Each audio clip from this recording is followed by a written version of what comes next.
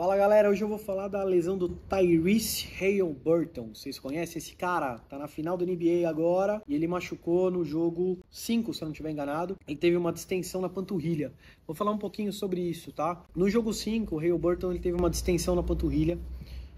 A gente tem 3 músculos principais ali na panturrilha, tá? A gente tem o gastrocnêmio lateral, medial e o solear. São os 3 músculos que compõem a panturrilha ali, tá? Esses músculos, eles são importantíssimos no basquete porque eles ajudam na impulsão, né? E o basquete é uma atividade onde você precisa impulsionar, é um tipo de prática esportiva onde você precisa de muita impulsão, você precisa ser muito atlético, você precisa de muita explosão, você usa muito trabalho de perna para impulsionar, você dá um passo para trás para jogar seu corpo para frente, para você conseguir ter uma impulsão melhor, né? Tanto para atacar o garrafão quanto para poder pular e agredir a cesta de uma forma um pouquinho mais eficaz, né?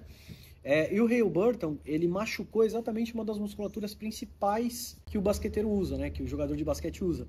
Então, por que ele teve essa lesão? Muito possivelmente, ele teve por um excesso de carga, né? Então, o volume de treino do pessoal que joga basquete é muito alto, a força física e o peso que eles carregam é muito intenso, você tem muito contato, muito choque, principalmente se você joga como ele, né, que é uma agressão onde o cara costuma buscar o contato para ir para a cesta, para infiltrar, para bater para dentro, né? Então, isso tem uma tendência muito forte a gerar esse tipo de lesão, porque você vai impactar e segurar tudo no tornozelo, tudo no seu tendão calcâneo, tudo na sua panturrilha ali. Por que essa lesão preocupa? Essa lesão preocupa porque ela inibe jogadores que são jogadores mais agressivos, que invadem o garrafão, que cortam muito bem, que vai um pouquinho com o que o Haliburton faz. Essa lesão, além de impactar toda a performance dele, né, faz com que ele jogue um pouquinho mais afastado da cesta. Ele vai buscar, jogador de basquete, se ele não consegue avançar para dentro da cesta, ele vai buscar mais arremesso, ele vai buscar jogadas onde ele está mais fora do contato, e isso pode impactar um pouquinho na performance dele. Vai ter que jogar um pouco mais defensivamente, mas ele mesmo assim está jogando no sacrifício. Ontem aconteceu o jogo 6, onde o Indiana conseguiu ganhar, empatou a série, aí vai, acho que até a gente lançar esse vídeo aqui, talvez eles já tenham sido campeões, porque o jogo vai ser, acho que no sábado, né?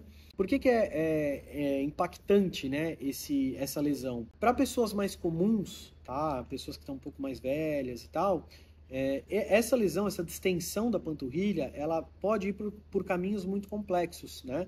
Então, se você já teve alguma lesão na panturrilha, ela pode evoluir por uma ruptura de tendão calcâneo, né? Então, o tendão calcâneo é um tendão muito longo e ele pode rupturar, ele pode romper, né? Então, essa ruptura vai gerar um incômodo gigantesco. Um exemplo muito comum também, né, que a gente viu um tempinho atrás, numa das finais da NBA, o Kevin Durant, ele estava jogando no Golden State contra o Toronto Raptors. Também acho que foi jogo 4 ou jogo 5, eu não me recordo direito, mas o Kevin Durant foi fazer um drible, né, foi fazer uma movimentação de drible para cortar o adversário e ele teve uma ruptura do tendão calcâneo. Você consegue ver no momento que ele tem a ruptura, o músculo enrola e ele fica, parecendo uma bolinha ali na panturrilha dele. É bizarro, é assustador, né? E a gente sabe que... Por que é perigoso, né? Porque o movimento de dorsiflexão, que é esse movimento que você faz com o dorso do pé, né? E de plantiflexão, ele é controlado pela musculatura da frente e de trás da perna, né? Então, se você ruptura a musculatura de trás, você só consegue trazer o pé para cima. Você não consegue mais trazer o pé para baixo. Então, seu pé fica meio caído, né? Então, é uma musculatura muito complicada, muito complexa de se lesionar, né? E um dos outros caminhos que você pode estar tendo ali é um acúmulo dessa contratura, né? Uma baixa mobilidade e desenvolver muita cãibra por conta disso, né? Então, você imagina que o cara que está com uma contratura na região ali, ele está jogando no sacrifício porque provavelmente ele está jogando com dor. Então, o que a gente poderia fazer para trabalhar essa lesão dele? Tendo em vista que ele está no meio de uma final da NBA, a gente tem que entrar com todo tipo de intervenção que alivia a dor dele, tá? Mas que ele não perca performance. Os médicos aí poderiam ter entrado, provavelmente devem ter entrado com algum tipo de corticoide. A fisioterapia poderia entrar ou com acupuntura, ou com a própria agulhamento seco. A gente poderia ter entrado com uma mobilização de inibição recíproca para aliviar um pouco essa tensão, liberação miofascial, eletroestimulação. Então a gente poderia trabalhar com todos esses sintomas, né? Com todas essas abordagens. Uma das que seria interessante também seria a própria crioterapia ou a varredura que a gente faz também com a crioterapia, também com gelo. São terapias que são interessantes e são terapias que podem colocar o seu atleta para jogar, ainda que no sacrifício, de alguma forma. Óbvio, se ele estivesse no meio de uma temporada, o ideal seria afastar ele, trabalhar da forma que você consegue para recuperar e fazer essa transição de forma adequada. Eu falei, tá vendo? Até a gravação desse vídeo, a gente tava antes do último jogo da final da NBA. E o Haliburton tava com uma contratura do tríceps ural. E no próprio vídeo eu comentei que a gente poderia ter uma evolução dessa lesão, indo para uma possível ruptura de tendão calcâneo, que é uma lesão mais séria, e ele deveria ter parado e tal, mas como era um jogo extremamente importante, ele arriscou e continuou.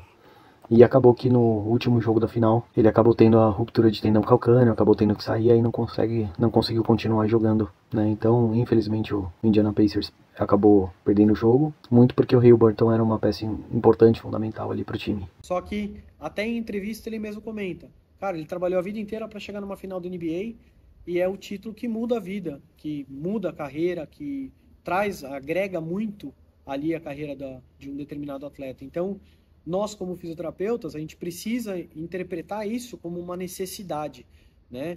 Então, esse é um momento onde, por exemplo, você vira para o atleta e fala assim, cara, não vamos te afastar, né? Em todos os outros momentos a gente poderia falar, vou te afastar. Agora seria o momento, não vou te afastar, né? Vamos trabalhar com tudo que a gente tem na mão para ver o quanto que você consegue. Se você melhorar 2, 3% daquela dor daquele cara, às vezes é mais adequado e ele consegue jogar do que você falar, não consigo trabalhar, vamos afastar o cara e trabalhar do jeito que dá. Então esse talvez fosse o momento da gente trabalhar esse tipo de intervenção. Vamos ver aí, porque assim, eu não sou torcedor de nenhuma dos dois times, mas eu adoro ver um basquete bem jogado. Eu vi esse último jogo, acho que eles jogaram ontem, eu vi esse último jogo e o Haliburton, ele estava exatamente do jeito que eu citei, tá? Ele arremessou, acho que pelo que eu vi no highlight, ele viu arremessou pelo menos 3 bolas de 3 certas, né? Então você vê que ele tá puxando o jogo dele mais para fora do garrafão, mais para distância, porque ele provavelmente não vai aguentar muito impacto se ele for para dentro. Isso dá para perceber que tem orientação do fisioterapeuta, tem orientação do técnico para que ele consiga ser uma presença ainda, mesmo que 50, 60, 70% do que ele pode, mas ele ainda é uma presença importante no time e é uma presença que põe medo nos adversários. Quando a gente fala de reabilitação, a gente precisa saber se posicionar muito bem dentro do time, porque tem todas essas questões que a gente precisa olhar também como amantes do esporte, tá? Também como observadores da atividade. Se você tiver algum outro caso que você queira que eu comente, do próprio Kevin Durant ou do Kobe, que ele também teve uma ruptura de tendão calcâneo, que é muito legal, aliás, a história dessa ruptura, põe aqui nos comentários pra gente ver. Se você tem alguma dúvida sobre o que a gente falou aqui, pode colocar que eu vou responder também. Dá o like. Segue nosso canal, ativa o sininho para receber os nossos vídeos. E é isso, galera. Valeu!